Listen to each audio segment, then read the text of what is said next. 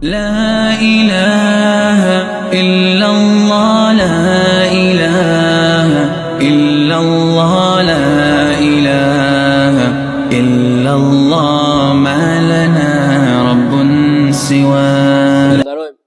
Allahun subhanahu wa ta'ala, krijuesin e gjithësisë, sunduesin e botrave për të mirat, e panumërta që na i ka dhuru, që në Islam na ka udhëzu dhe me Islam na ka nderu. Salavatet dhe selamet më të përzemërta ja dërgojmë vulës profecisë, zotriut njerëzisë, pejgamberit ton Muhammedit sallallahu alaihi wasallam, familjes tij të ndershme dhe fisnike, shokëve të tij bujar dhe besnik, neve dhe gjithë atyre që vazhdojnë të ndjekin rrugën e pejgamberit sallallahu alaihi wasallam deri në ditën kur Allahu subhanahu wa taala thot në Kur'an: Yawman la yanfa'u malun wala banun illa man atallaha biqalbin salim. Atë ditë thot njeriut nuk do t'i bëj dobi as malli, as evladi, as pozita, as fama, përveç atij që do kthehet tek Allahu subhanahu wa taala me një zemër të pastër. Vëllezër të nderuar, në hutben e kalume kemi bisedu për tregimin apo historinë që kalon Kur'an në surën Al-Kahf, pra midis Musait dhe Hidrit alayhi salam. Ndërsa në hutben e sotme do të flasim në lidhje me sinqeritetin dhe do të ndalemi tek një ngjarje madhështore që e ka përmend pejgamberi sallallahu alaihi wasallam, ngjarje pra e 3 burrave që u bllokun në shpellë, dhe shkak që ata shpëtojnë pra nga ky bllokim u bën sebeb veprat e tyre sinqerta që i kishin bë para Allahut subhanahu wa taala. Pra, nga ky hadith mas pakti do të mësojmë se ihlasi, pra apo sinqeriteti që bën njeriu në vepra, që e ka njeriu në veprat që i bën, bëhet shpëtim për robin që mi shpëtu në jetën e kësaj bote, mirë po edhe në botën tjetër. Pejgamberi sallallahu alaihi wasallam na tregon këtë histori të vërtet, e cila transmetohet tek Imam Buhariu dhe Muslimi gjithashtu. Thot pejgamberi sallallahu alaihi wasallam: 3 burra nga ato që ishin para jush u strehun, thot, në një shpellë gjatë shiut që i xuni ata. Dhe pa pritmas një shkëmb tharang nga mali dhe e mbylli hyrjen e shpellës. Dhe ata thanë: ne nuk kemi rrugdalje tjetër, pra nuk kemi se si dalim tjetër nga kja shpellë, vetëm se ti drejtohemi Allahut subhanahu wa taala me veprat që i kemi bë për te. Ti drejtohemi në të 3 Allahut subhanahu wa taala, se cili me veprën që e mendon se e ka bët sinqert vetëm për hir të Allahut subhanahu wa taala. Dhe ja filloi burri i parë. Dhe ju drejtu Allahut subhanahu wa taala duke i thënë: o Allah, unë kisha prindër të moshuar. Dhe ky ishte bari ky burr. Dhe çdo natë unë ja sjellsha prindërve të mi qumshtin para se ti ushqeja fëmijët e mi. Një natë thot qëlloj që unë u vanova, dhe kur arrita në shtëpi, prindërit e mi ishin duke fjet, i kishte xhan gjumi. Dhe nuk desha, thot, ti zgjoj ata, nuk desha me ja prish rahatin prindërve, mirë po thot, që ndrova gjithë natën tek kryti i tyne deri në mëngjes, deri sa ata u zgjun që unë me adhon qumshtin atyne. Edhe pse, thot, gjatë gjithë natës, fëmijët e mi, thot, nuk i kisha ushqy, se prioritet, thot, i kisha prindërit e mi. Dhe kur u zgjun, thot, ato në mëngjes, unë, thot, ja japa qumshtin, pra ma par atyne, pastaj i ushqeva prindërit e mi. Pastaj i ushqeva fëmijët e mi. Nëse, thot, o Allah, këtë vepër e kam bë për hir tënë, të lutemi, thot, largoja shkambin që ne ta shohim qiellin. Dhe kjo vepër nga ky burr ishte sinqerisht e bamun për hir të Allahut subhanahu wa taala, dhe me lejen e Allahut u largu shkambi paksa derisa ata mujtën me pa qiellin. Vëllezër të nderuam, sa prej nesh i kemi lënë prindërit të flejnë të piklumon për shkak të një fjalës tonë të ashpër që ja kemi thënë atyne, apo për shkak të një telefonate që është dash me ja ba e nuk e kemi ba, apo për një po që duhet thënë e nuk ja kemi thënë, apo për një falenderim që është dash me falenderu e nuk i kemi falenderu ata. E në ditën e gjykimit, vëllezër të nderuam, ndoshta pikërisht ajo vepër karshi prindërve tu, e vogël mirë po e sinqert, do të bëhet shkak që mu largu shkambi që ti e ke përpara për mu futi në xhennet. Andaj njeriu kur nuk mundet me ditë. Dhe për shkak të kësaj vepër që kishte bë ky person, Allahu subhanahu wa taala e largoi shkambin. I dyti person tha: o Allah, e kisha pra një vajzë që më pëlqente shumë, dhe e joshja tha atë, mirë po ajo nuk pranonte, refuzonte sepse kërkonte nga unë 100 dinar, dhe unë tha punova shumë që mi fitua ato 100 dinar, dhe kur i fitova, shkova tha tek ajo vajza, dhe ajo, pra kur ja ofrova 100 dinar, pra arriti gjendja deri në atë punë që me kry marrëdhënie. Mirë po tha, kur u bava gati me kry marrëdhënie me te, ajo mu drejtu mu duke thënë: o rob i Allahut, kesh frik Allahun dhe mos ma prish nderin tem përveç se në mënyrë të lejume. Pra mos ma prish nderin pa u martuar e ti, veç se në mënyrë të lejume. Dhe tha, kur më tha: o rob i Allahut, kesh frik Allahun subhanahu wa taala, unë tha u tërhoqa nga ai veprim që doshta mi kry. Dhe tha: o Allah, nëse këtë vepër tha e kam bë për hir tënë, për shkak të frigës teme ndaj teje, largoje i tha shkëmbin. Vëllezër të nderuam, një kohë ku mëkati është në secilën qoshe, mëkati është në shtëpi, mëkati është në televizor, mëkati është në celular. Pra njeriu në çdo sferë sheh haram me syt e tij dhe është afër shumë pra zinas. Para mendoni se çfarë vlere ka në këtë kohë një i ri apo një e re që kur i jepet rasti me ran zina, në atë që e ka ndalu Allahu subhanahu wa taala, pra në marrëdhëniet ndalueshme, ai i ri apo e re i drejtohet personit në anë tjetër duke i thënë: jo, se unë kam frikë Allahun subhanahu wa taala. Dhe për shkak të kësaj vepër që bani ky, Allahu subhanahu wa taala e largoi shkambin edhe pak. I riu i tret apo burri i tret ju drejtu Allahut subhanahu wa taala duke i thënë: o Allah, unë e kisha një punëtor, dhe ai iku tha nga puna jeme pa marr shpërblimin, pa marr pagën e tij.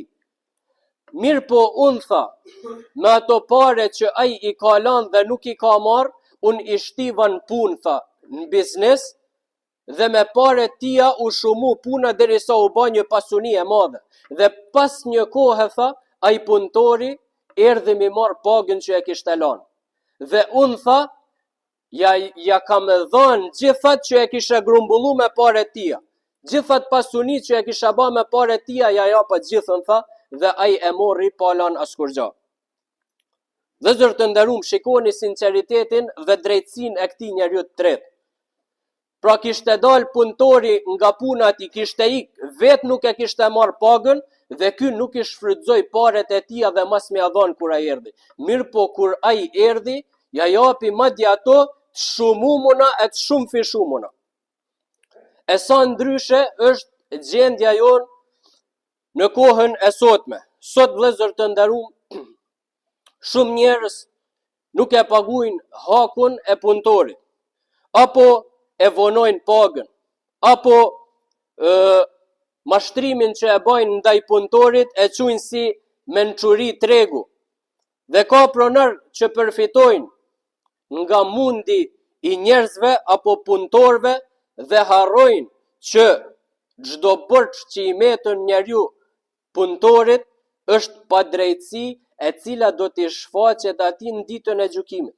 Në ditën kur do të dalë para Allahut subhanahu wa taala. Në ditën kur thot Allahu wala tahsabanna Allaha ghafilan amma ya'malu adh-dhalimun.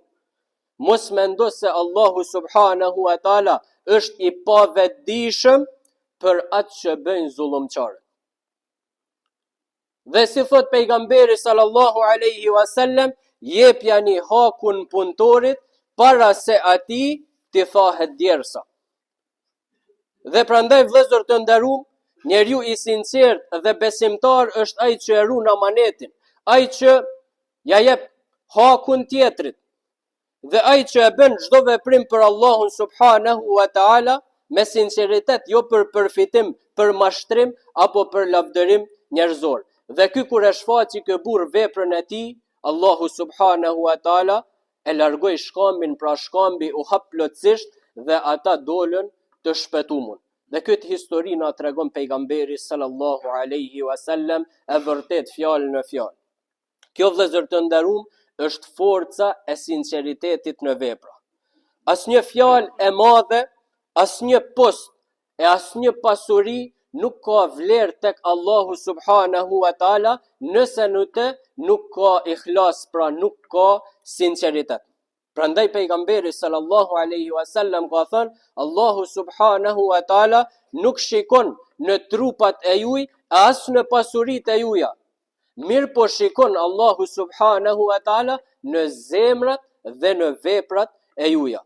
Dhe zot të nderuar, njeriu në këtë botë mundet me qenë një punëtor që punon shumë për me fitu halal. Mundet me qenë një bab apo një nan që rritën fëmijët me mund dhe sakrificë, apo mundet me qenë një mësues që shikon me ba detyrën e tij me ndershmëri dhe me ja jap hakun, apo një iri që lufton me nefsin e vet. Mirë po, nëse gjithë këto punë kemi me ja dhënë atë sinceritetin për hir të Allahut subhanahu wa taala, atëherë çdo vepër e jona ka me pas vlerë tek Allahu subhanahu wa taala. Mirë po, nëse kemi me bë gjithë këto punë pa sinceritet, tek Allahu subhanahu wa taala nuk kanë me pas asnjë farë vlerë. Nëse njeriu në këtë botë ka me punu që mu lavdëru nga njerëzit, atëherë ai njeri ka mu harru. Nëse njeriu ka me punu që tek njerëzit mu duk i mirë, mas një kohë ndoshta ka mu livdu disa ditë, mirë po mas një kohë ka me mërzit njerëzve. Mirë po nëse njeriu ka me punu për hir të Allahut subhanahu wa taala, Allahu nuk e harron asnjë vepër të tij dhe për secilën vepër qoftë edhe më vogla ajo, Allahu subhanahu wa taala ka mi shpërbly. Për atë dietarët e thojnë një fjalë shumë, pra disa fjalë shumë të bukura. Thojnë sinceriteti është, thojnë, si aroma e parfumit. Edhe nëse nuk shihet, e ka atë ndjenjën e mirë, aromën e mirë.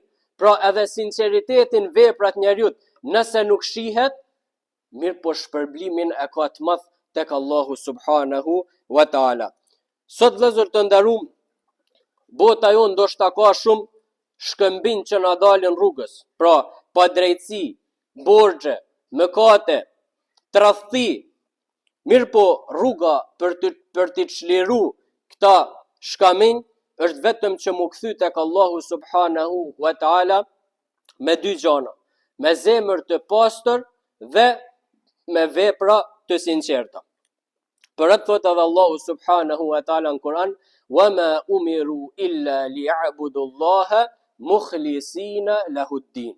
Pra, ata nuk janë urdhru, nuk i kemi urdhru njerëzit me diçka tjetër, përveç se ta adhurojnë Allahun subhanahu wa taala me sinqeritet.